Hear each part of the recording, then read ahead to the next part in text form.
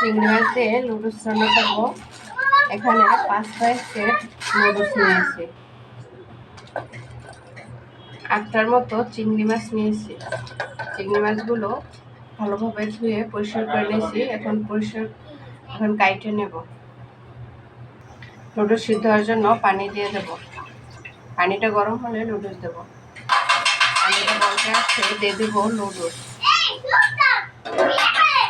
নুডলসটা 5 মিনিটের মতো জাল দিয়ে নেব, সিদ্ধ করে নেব।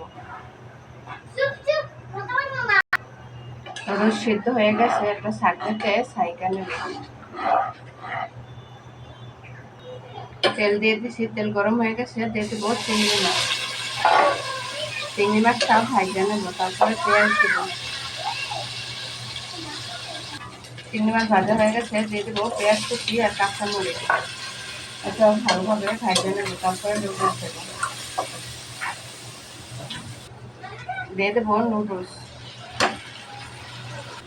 নুডলসের মশলা। ভালোভাবে নেড়ে চেড়ে মশলার সাথে মিশিয়ে নেব।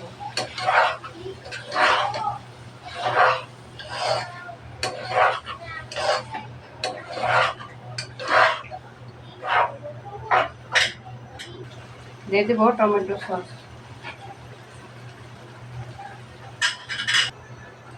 সসটা নুডলসের সাথে নাড়াচাড়া করে ভালোভাবে মিশিয়ে নেব। চিংড়ি মাছ দিয়ে নুডলস রান্না হয়ে গেছে। এখন নুডলসগুলো কত সুন্দর ঝরঝরে রয়েছে।